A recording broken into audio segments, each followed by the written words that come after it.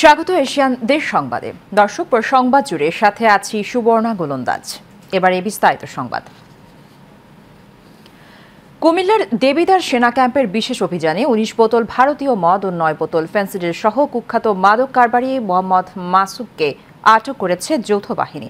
আটককৃত ওই মাদক কারবারি মুরাদনগর উপজেলার রামচন্দ্রপুর গ্রামের আবুল কাশেমের ছেলে। ভোরে রামচন্দ্রপুর গ্রামের বাজার থেকে তাকে আটক করা হয়। ৩৮ বীর ইউনিটের captain Saidur Rahman, senior warrant officer Mohammad Inamul Haque, corporal Mezbah সহ সঙ্গীয় ফোর্স এই অভিযান চালান। যৌথ বাহিনী জানায়, দীর্ঘদিন যাবৎ আইনশৃঙ্খলা বাহিনীর চোখ ফাঁকি দিয়ে মাদকের রমরমা কারবার করে আসছিল সে। গোপন সংবাদের ভিত্তিতে তাকে আটক করার পর বাঙ্গারা বাজার থানায় হস্তান্তর করা হয়েছে।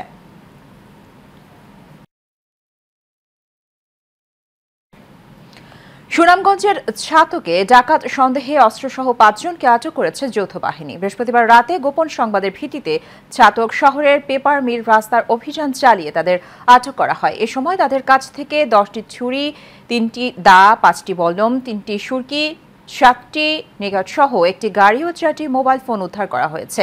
পরে তাদেরকে ছাতক থানায় হস্তান্তর করা হয়েছে।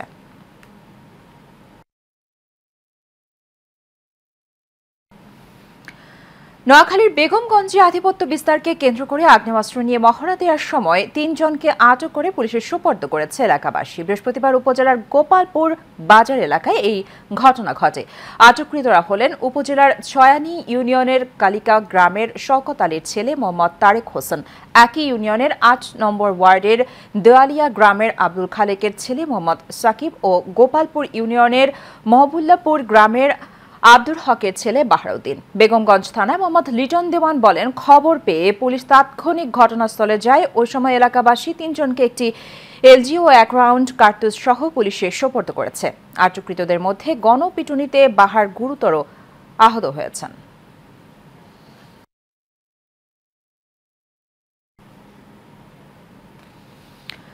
নড়াইলের কালিয়া উপজেলার পাচুরিয়া গ্রামে শিশু হত্যাকাণ্ডে কেন্দ্র করে অভিযুক্ত তোতা শিকদার ও বিপুল শিকদারের বাড়িঘর ভাঙচুর ও লুটপাট করেছে দুর্বৃত্তরা।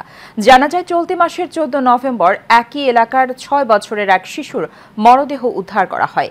এই ঘটনায় তোতা শিকদার সহ ৬ জনের নাম উল্লেখ করে একটি হত্যা মামলা দায়ের করে নিহতের পিতা শাহিনুর শেখ। এর জেরে গত বুধবার রাতে তোতা শিকদার ও তার ভাই বিপুল শিকদারের বাড়িঘরে ভাঙচুর ও লুটপাট করা হয় এবং অপর ভাই শিমুল শিকদারের বাড়ি থেকে স্বর্ণালংকার ও নগদ অর্থ লুটপাট করে দুর্বৃত্তরা। নারাগাতি থানার অফিসার ইনচার্জ মোহাম্মদ শরীফুল ইসলাম বলেন, হত্যা মামলাকে ভিন্ন খাতে প্রভাবিত করার জন্য ভাঙচুর ও লুটপাটের নাটক সাজানো হয়েছে। নারায়ণগঞ্জের রূপগঞ্জের রূপসী থেকে কাঞ্চন ৩০০ ফুট সংযোগ সড়কটি শীতলক্ষা নদীর পাশ দিয়ে চলে গেছে, যেখানে রয়েছে অসংখ্য শিল্প প্রতিষ্ঠানগুলোর পার্কিং ব্যবস্থা না থাকায় সড়কেই রাখা হয় গাড়ি। এতে সরু সড়কে ঝুঁকিপূর্ণ চলাচল করছে স্থানীয়রা। প্রতিদিন ঘটছে সড়ক দুর্ঘটনা। ঢাকা সিলেট মহাসড়কে চলাচলের গুরুত্বপূর্ণ এই লিংক রোডের পাশেই গড়ে উঠেছে অসংখ্য বসতি। পথচারী সহ শিক্ষার্থীদের চলাচলে ঝুঁকিপূর্ণ রাস্তাটিতে স্পিড ব্রেকার নির্মাণ সহ অবৈধ পার্কিং বন্ধের দাবি সব মহলের। আপনি এটা সম্পর্কে কি জানেন, মানে আপনি যে শুনছেন?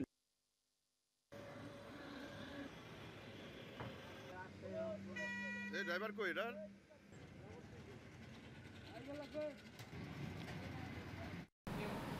কক্সবাজারে ৭০০ একর বনভূমির বন্দোবস্ত বাতিল হলেও এখনও উচ্ছেদ করতে পারেনি বন বিভাগ।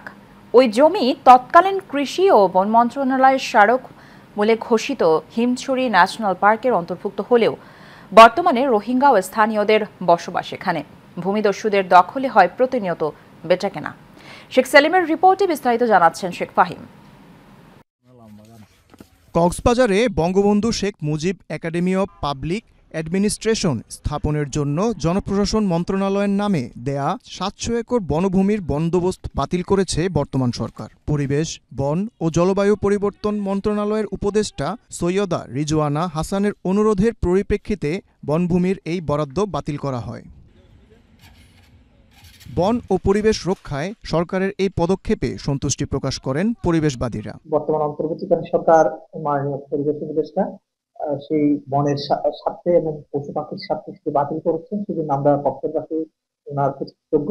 বর্তমান সরকার এটাকে বাতিল করেছে, আমরা বর্তমান সরকারকে এই জন্য সাধুবাদ জানাই। 1997 সাল থেকে বসবাস করা প্রায় 3000 পরিবারকে উচ্ছেদ নিয়ে সৃষ্টি হয়েছে জটিলতা। এতগুলো পরিবারের পুনর্বাসন নিয়েও উঠেছে প্রশ্ন। সরকারের পর্যন্ত যদি আমাদের এই কথাগুলো পৌঁছায় তাহলে আমাদের বিদ্যুৎ আর রাস্তার ব্যবস্থাটা করে দিলে আমাদের জন্য সুবিধা হবে। ওই সরকারে এই জায়গায় লই যেতে চাই, এখন আর যত লই যায় না আর বেশি খুশি। আমার ঈশ্বর হারে এগুলো দূর দিবেলা চেষ্টা করছি, এখন তো এগুলো বাস্ত হয়ে গেছে, এখন আমরা নিজের জায়গা নিজে পাইতে আছি। যদিও এই বন কর্মকর্তা জানান শীঘ্রই উচ্ছেদ অভিযান পরিচালনা করা হবে। আমরা অচিরেই প্রশাসনের সহযোগিতা নিয়ে পুলিশ এবং আমাদের বন বিভাগের যে বাহিনী আছে সেই বাহিনীকে নিয়ে আমরা এই এলাকা জবরদখল উচ্ছেদ করে এই এলাকাকে বনায়নের আওতায় আনবো। আমরা উপদেষ্টা মহোদয়ের নিকট এই ব্যাপারে একটা প্রস্তাব পাঠিয়েছি, আমাদের জবরদখল করতে কতটুকু করতে, বনায়নে কত টাকা লাগবে। আশা করি আমরা অচিরেই উচ্ছেদ করে এখানে বনায়ন করে পূর্বের অবস্থা ফিরিয়ে এনে বন ও পরিবেশ রক্ষা এবং বন্যপ্রাণীর অভয়ারণ্য রক্ষায় দ্রুত পদক্ষেপের দাবি সচেতন মহলের। Sheikh Fahim, Asian television. ISKCON উগ্র সাম্প্রদায়িক দল দাবি করে সংগঠনটিকে দেশ থেকে নিষিদ্ধ এবং অ্যাডভোকেট সাইফুল ইসলাম হত্যাকাণ্ডে সুষ্ঠু বিচারের দাবিতে মানিকগঞ্জে বিক্ষোভ মিছিল ও প্রতিবাদ সমাবেশ অনুষ্ঠিত হয়েছে। মানিকগঞ্জ বন্ধু সংঘ ওয়েলফেয়ার সোসাইটি এর আয়োজনে ঢাকা আরিচা মহাসড়কের গোরলা বাস স্ট্যান্ড এলাকায় এই বিক্ষোভ মিছিল ও সমাবেশ হয়। বন্ধু সংঘ ওয়েলফেয়ার সোসাইটি এর সাধারণ সম্পাদক আব্দুর রৌফের পরিচালনায় ও সংগঠনের সভাপতি প্রকৌশলী মোহাম্মদ ইসহাকের সভাপতিত্বে এতে বক্তব্য রাখেন সংগঠনের উপদেষ্টা আবু তাহির সহ অন্যান্যরা। নারায়ণগঞ্জের রূপগঞ্জে জুলাই আগস্টে ছাত্র জনতার গণ অভ্যুত্থানে শহীদ ও আহতদের স্মরণে রূপগঞ্জ উপজেলা প্রশাসনের উদ্যোগে স্মরণ সভা হয়েছে। বৃহস্পতিবার উপজেলা পরিষদ অডিটোরিয়ামে এই সভা অনুষ্ঠিত হয়। রূপগঞ্জ উপজেলা নির্বাহী কর্মকর্তা মোহাম্মদ সাইফুল ইসলামের সভাপতিত্বে ও পূর্বাঞ্চল অঞ্চলের উপজেলা সহকারী কমিশনার ওবায়দুর রহমান সাহেলের পরিচালনায় এতে প্রধান অতিথি হিসেবে উপস্থিত ছিলেন নারায়ণগঞ্জ জেলার অতিরিক্ত প্রশাসক মাশফাকুর রহমান। এ সময় বক্তব্য রাখেন বিএনপি কেন্দ্রীয় কমিটির সদস্য মুস্তাফিজুর রহমান ভূঁইয়া দীপু, নারায়ণগঞ্জ জেলা বিএনপির সাধারণ সম্পাদক আলহাজ গোলাম ফারুক খোকন, রূপগঞ্জ সার্কেলের এএসপি মেহেদি ইসলাম, রূপগঞ্জ জামাতের আমির আনোয়ার হোসেন সহ আরও অনেকে।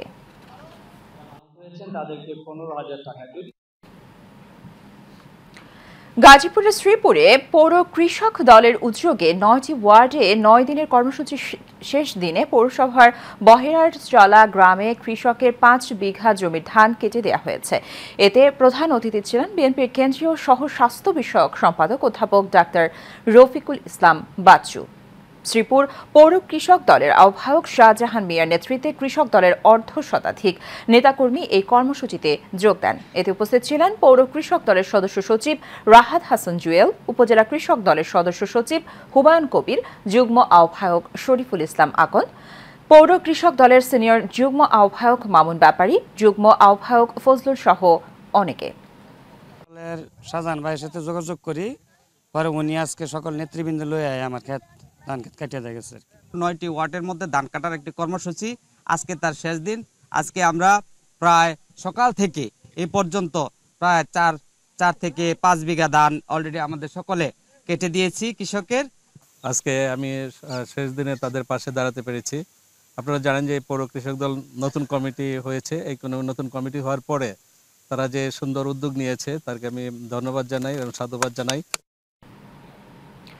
ময়মনসিংহের মুক্তাগাছা উপজেলা বিএনপির সদ্য ঘোষিত আহ্বায়ক কমিটিকে পকেট কমিটি উল্লেখ করে তা বাতিলের দাবিতে সংবাদ সম্মেলন করেছে বিএনপির একটি অংশ।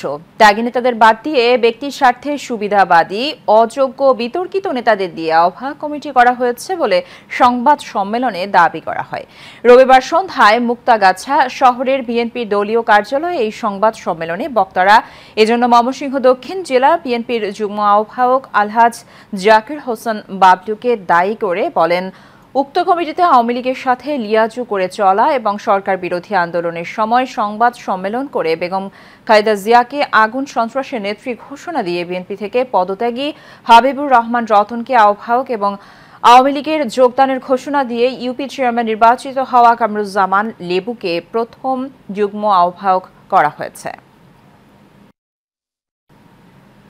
পিরোজপুরের ভান্ডারিয়ায় ফ্রি মেডিকেল ক্যাম্প অনুষ্ঠিত হয়েছে। এতে প্রধান অতিথি হিসেবে উপস্থিত ছিলেন জেলা বিএনপির আহ্বায়ক অধ্যক্ষ আলমগীর হোসেন। বিশেষ অতিথি হিসেবে উপস্থিত ছিলেন সদস্য সচিব গাজী ওয়াহিদুজ্জামান লাভলু। চিকিৎসক হিসেবে উপস্থিত ছিলেন বিএনপির কেন্দ্রীয় নির্বাহী কমিটির সহ সম্পাদক অধ্যাপক ডাক্তার রফিকুল কবির লাবু।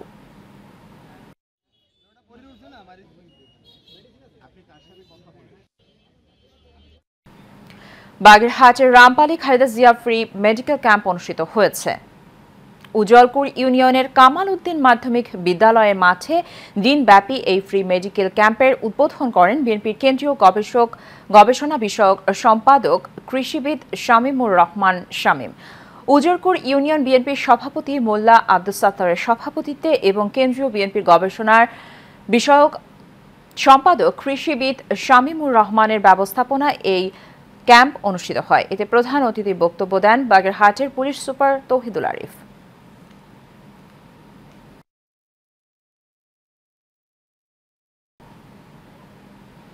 নোয়াখালীর চৌমুহনীতে সাইদুল হক ও রুহুল আমিন কাতু মিয়া স্মৃতি মেধা পরীক্ষা অনুষ্ঠিত হয়েছে। চৌমুহনী হক শপিং মলের পৃষ্ঠপোষকতায় উপজেলার বিভিন্ন শিক্ষা প্রতিষ্ঠানে ৮টি কেন্দ্রে দ্বিতীয় থেকে পঞ্চম শ্রেণীর ৩,১০০ শিক্ষার্থীর অংশগ্রহণে এই পরীক্ষা অনুষ্ঠিত হয়েছে। পরীক্ষা কেন্দ্র পরিদর্শন করেন চৌমুহনী ব্যবসায়ী সমিতির কার্যকরী সভাপতি ও ফাউন্ডেশনের পরিচালক মোর্শেদুল আমিন ফয়সাল, সাবেক প্রাথমিক বিদ্যালয়ের প্রধান শিক্ষক শরীয়ত উল্লাহ ও হুমায়ুন কবির সহ অনেকে।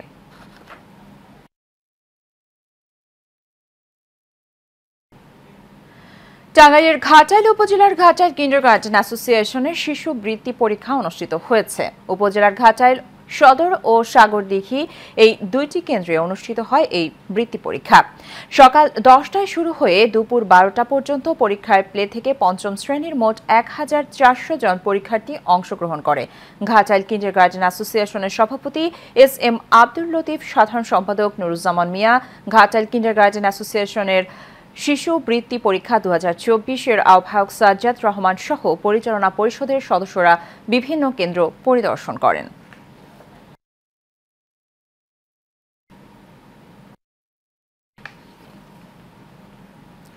হোমনায় বিশ্ব নদী দিবস উপলক্ষে green voice Ramkrishnapur degree college শাখার কুইজ প্রতিযোগিতা ও পুরস্কার বিতরণী অনুষ্ঠিত হয়েছে। Green voice Ramkrishnapur degree college শাখার সভাপতি জয়দেব ঘোষ এর সভাপতিত্বে ও শাহরিয়ার কবির হৃদয় ও নিরয় ঘোষ এর যৌথ সঞ্চালনায় অনুষ্ঠানে বক্তব্য রাখেন গ্রিন ভয়েস কেন্দ্রীয় সহ সমন্বয়ক হুমায়ুন কবির সুমন, রামকৃষ্ণপুর ডিগ্রি কলেজের অধ্যক্ষ লোকমান হোসেন, গ্রিন ভয়েস হোমনা উপজেলা শাখার আহ্বায়ক সৈয়দ আনোয়ার সহ পরিবেশবাদী সামাজিক সাংস্কৃতিক সংগঠনের নেতৃবৃন্দ।